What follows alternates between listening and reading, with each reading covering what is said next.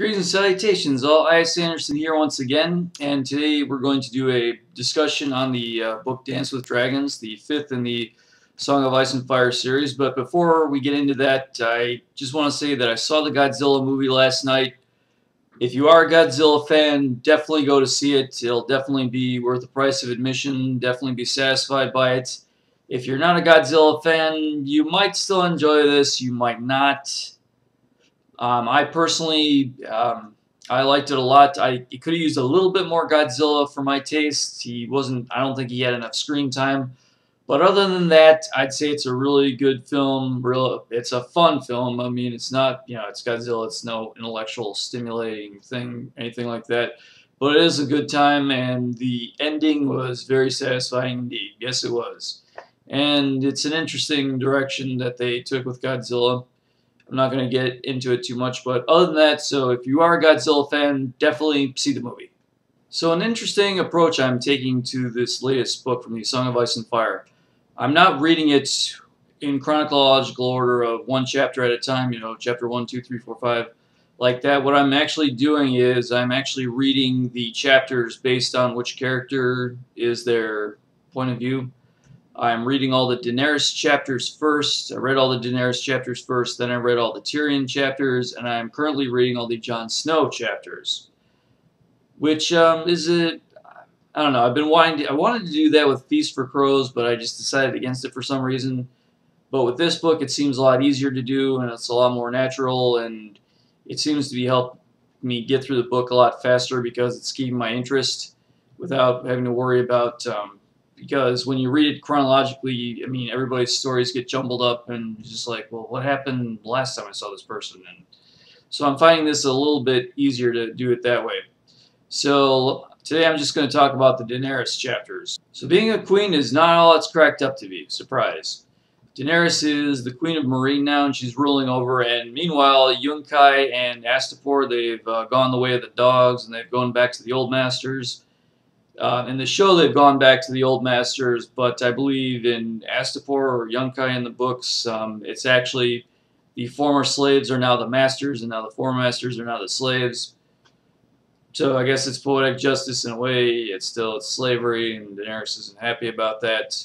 And so she decides to stay in Slaver's Bay and, straighten things out there before going to Westeros, which I think is a good move, not only from a moral standpoint, but from a standpoint of she probably doesn't have quite enough yet to conquer Westeros.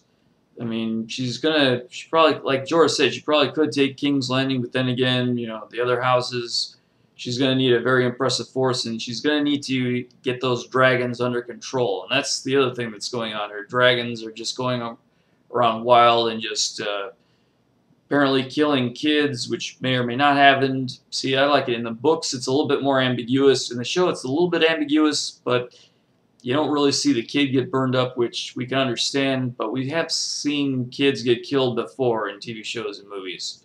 Very rarely, but it does happen. I think the thing that she's doing wrong the most, or what's giving her the problem, is that she's trying to be too good a queen. She's holding court from as soon as she gets up until, to the wee hours of the night, just dealing with everybody's problems. I mean, a lot of these problems are petty, and even her advisors have told her, look, maybe you should delegate some of this stuff out so you don't have to spend all day here, and maybe you can concentrate on the bigger problems at hand and all this stuff. And she's going, no, no, no, I have to, take care of everybody's needs and all that stuff.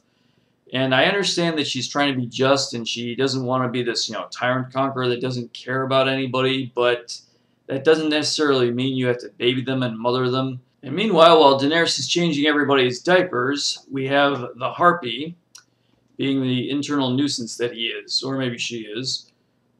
Probably him, though.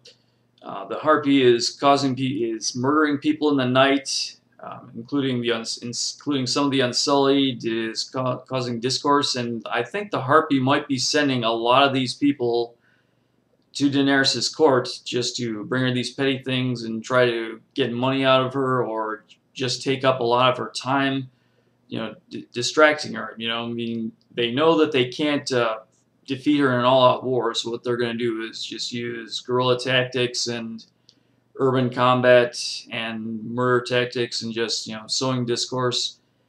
And, meanwhile, Dario Naharis is just like, well, why don't you just let me take care of this problem for you? Just give me a few men, give me a few days, and I'll just, like, no, no, no, I don't want to be the. And, I understand she wants to be a good queen. Again, like I said, she doesn't want to be her father, although I don't think anybody's really told her what her father is like yet. But that's a different story. But I think we all know in Westeros, that's going to get you killed, having that attitude. Not being willing to chop off a few heads and bust a few skulls. That can lead to problems. And which leads to the other big problem that she has, her dragons. Yes, her dragons are finally showing signs of neglect.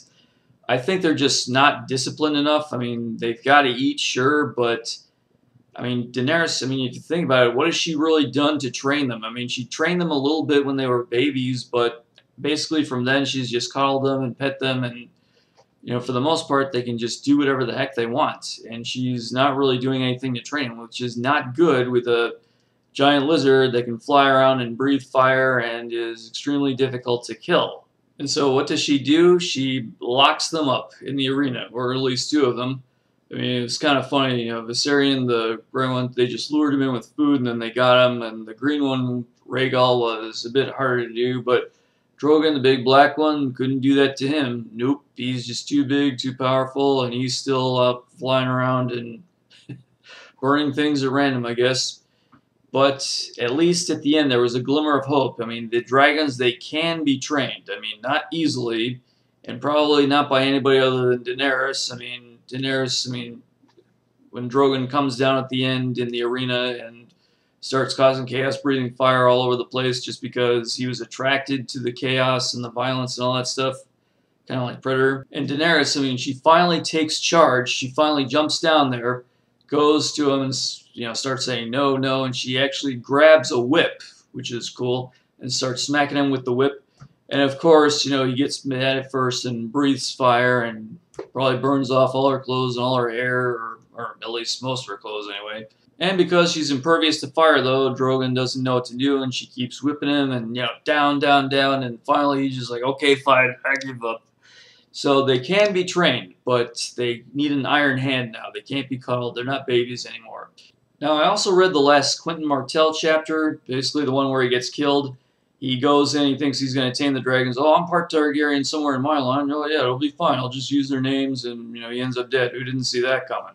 But that leads to the question, is there anybody other than Daenerys who can tame them or train them? Because she's got 3 of them, and she needs 2 other people to ride the other 2. And I guess there's a theory going around that Bran is going to warg into one of those dragons and control it.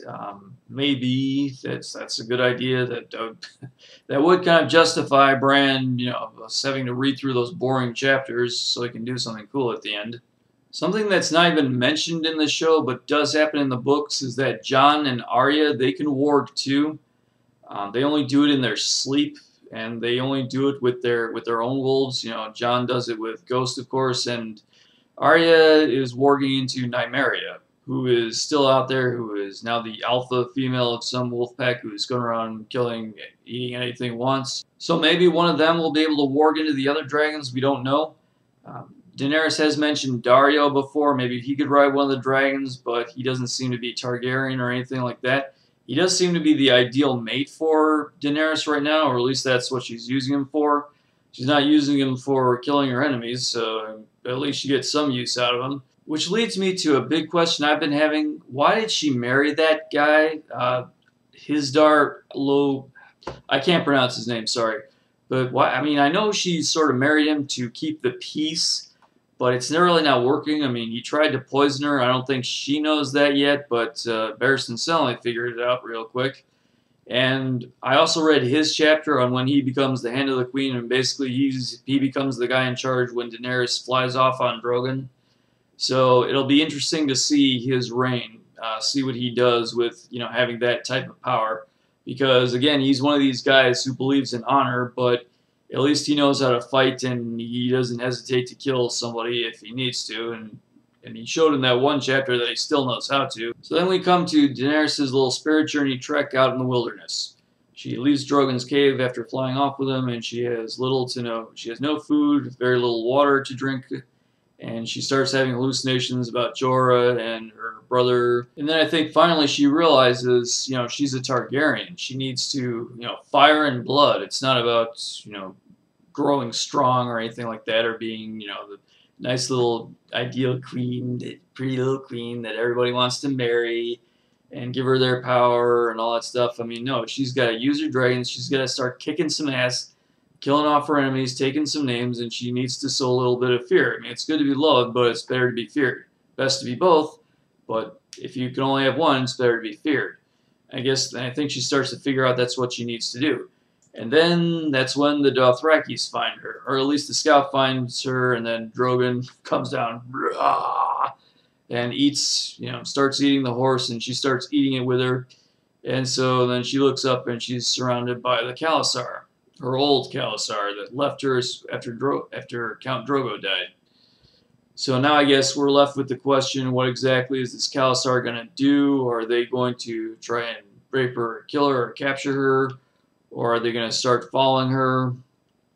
I think following her is more likely because they just saw her kill their scout, and she's got this dragon, this huge dragon by her side. She's eating the horse meat, and Dothraki's follow strength. But it'll be interesting to see what happens. I mean, if they do try to attack her, all she's got to do is just Dracarys and start burning them all up. Maybe she'll have to kill the old Khal and then take the Khalasar that way. Who knows, but I'm looking forward to seeing what she does in the next book. Okay, that's all I have to say for Daenerys right now. The next person I will discuss is Tyrion, and I've already read all his chapters, so I'll have that video up soon. And as always, I'll have my pertinent contact information down below in the abyss. Please comment, rate, subscribe. You know the drill. And until we see each other next time, this is I.S. Anderson telling everybody, make your lives grand, and have a good day. Thank you very much.